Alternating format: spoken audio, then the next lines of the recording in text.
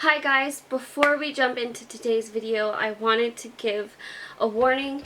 I am going to be talking about some sensitive topics that deal with depression, suicide, sexual assault. So if any of those are triggers or sensitive topics for you, discern for yourself if this is a video that you can handle at this point, or if it maybe would help. I just wanted to give the warning before the video so that nobody was shocked by it or taken by surprise and possibly hurt by it. With that being said, let's jump into today's Mental Monday.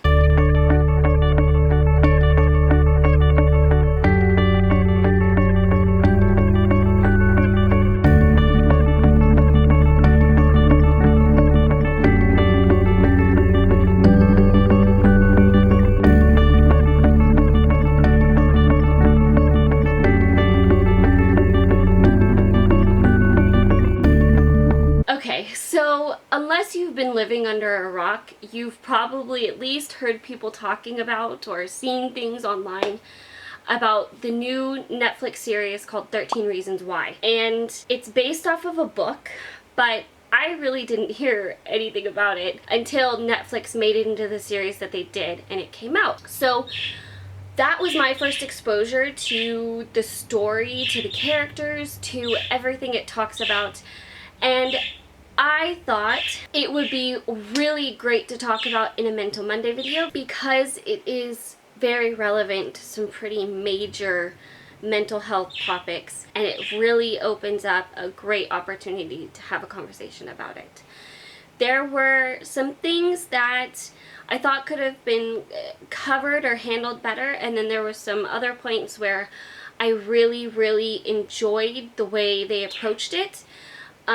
And so I kind of have 5 different ways that I liked how they did things, and then a couple warnings for anybody that hasn't seen it and is trying to decide if they want to watch it or trying to get opinions on it before they start it. And just ways I think they could have done some things a little better. So the first thing that I really want to commend them on is boldly discussing and showing the reality of those mental health issues. If you don't know the storyline, I'll just give a brief explanation that doesn't have any spoilers in it. The story is basically about a girl named Hannah Baker. She's 16 years old, I think, 16 or 17, and she commits suicide. At the very beginning, she's already dead, she's already committed suicide, and before she died, she recorded 13 audio tapes of her talking about why she killed herself, and every tape is a different person, and every person is a different reason why, hence 13 reasons why. So she basically uses that to tell why she killed herself and to tell how every person played a role in her deciding to take her own life. So along with the talk of suicide in it, it also discusses sexual assault,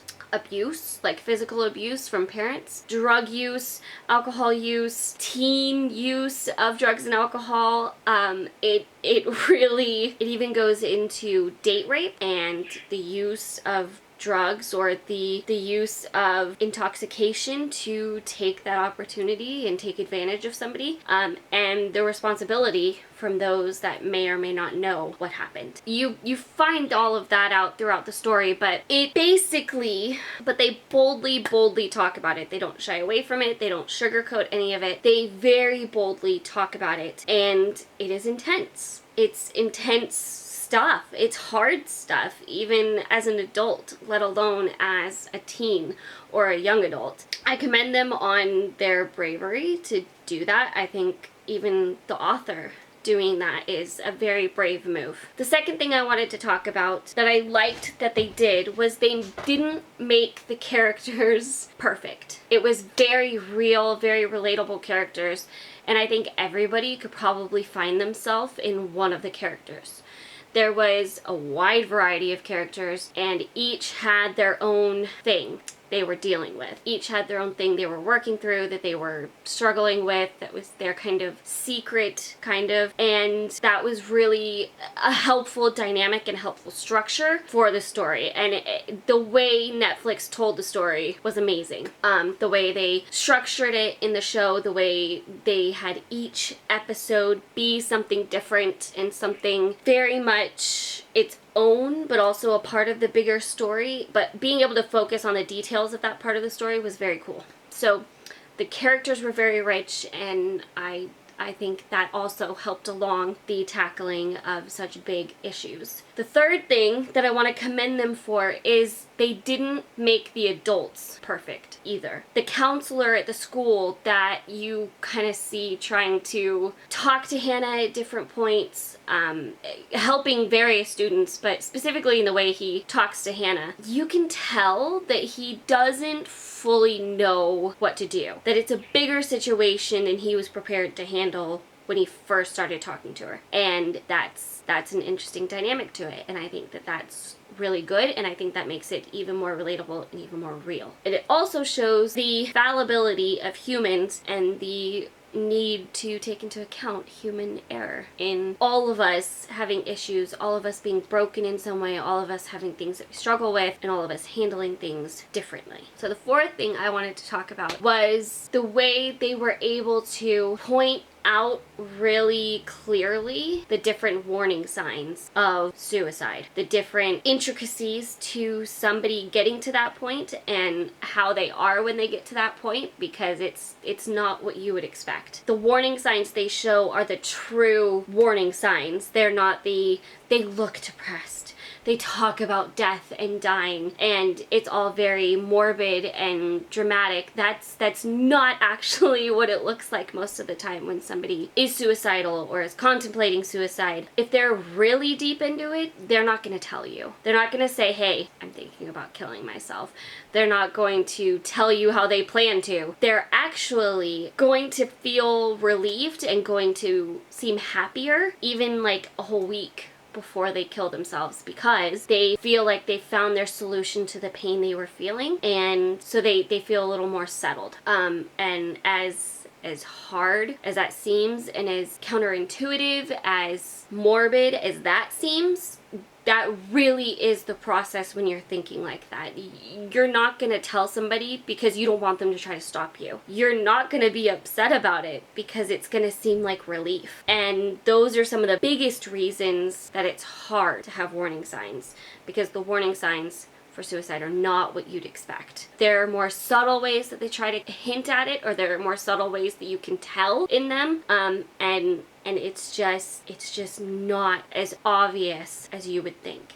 And that's the scary part, and that's the really sad part, is it can be so hard to tell when somebody's that close to it. So I thought they handled that really well. I thought they showed that really, really well, where nobody was expecting that. She wasn't depressed the whole time. She wasn't telling anybody about it. She really was dealing with this all in her own head, and that is very true. That is exactly what I, in everything I have learned, would expect and have been taught as far as what that actually looks like. So I loved that the story was true to that. My fifth and final thing was the trueness of how the characters responded to it. There were some that were angry. There were some that were just really, really sad and broken. There were some that were searching for answers. There were some that were a combination of all of those. And then there were some that were just confused and thrown off by it, and they didn't know what to think or how to process it. And that was very, very true also. So I loved how real it was and how they didn't shy away from any of those hard things. And I commend them for that. I think that was a really important aspect to it. And for that reason, I think it is a great tool for getting awareness out. Now, a couple warnings. Along the lines of tackling those hard topics, they also don't shy away from boldly and maybe a little brashly showing it. Very, very graphically depicting different scenarios like date rape, like her committing suicide. While that's good for shock value, that's good for snapping people to attention and realizing they need to pay attention to this, and that it needs more attention than it usually ever gets, there's some risk in that too. They did give warnings before every episode that had anything like that in it. Just those warnings like I gave before this, kind of a trigger warning, like that's a sensitive thing for you, this will handle it, so discern for yourself if you really would do well to watch this or not. But that being said, by the end of the show and by the end of the story, you understand how she got to that point. You totally get and totally understand how she got to that point of wanting to end her life. And that's also a scary thing to put the viewers in that mindset, because then that normalizes it. That takes the shock value out of it, because you're like, well, yeah, I would feel that way too. That just normalizes, and that can glorify it, or that can make it seem like a better option, or a less permanent solution. It can make it seem more appealing and normalize it. It can make it seem like not such a drastic thing, like not such a scary thing. And while I of course do not think they meant to do that, that is something that made me feel afterwards a little hesitant to suggest it to everybody. I would selectively suggest it. I think if it's not something you struggle with, it's great. And for parents to understand what their child might be dealing with, or to understand how teens their kids' age struggle with that is very, very helpful. However, if you are somebody that struggles with suicidal thoughts, if you are somebody that struggles with depression, if you have experienced trauma like sexual assault, it could be triggering on topics that are already really, really painful and sensitive. And I don't know that it would do you any good to watch it. It pains me to say that a little bit, just because mental health-wise, it's a great depiction of what does not get enough attention. But at the same time, that kind of attention can be dangerous. And I know I've seen a lot of things since that are a little upset with people glorifying this show and the book, because they feel like it does glorify suicide and they feel like that's dangerous. And at first, I didn't catch that, and it wasn't until I had finished it and it had been a day or two, and then I was seeing more come out on Facebook about it, that I saw that, and I agreed. Because by the end of it, I was like, even myself was thinking, yeah, I can totally see, with nobody catching the signs, with no one paying attention to what she was going through, how she got there. And if somebody else feels that same way, they're not going to see it like I was, like those people did not catch those signs, those people did not see the pain she was going through. They're going to say, yeah, I feel that way too, and that's going to glorify it a little bit. That's going to be dangerous.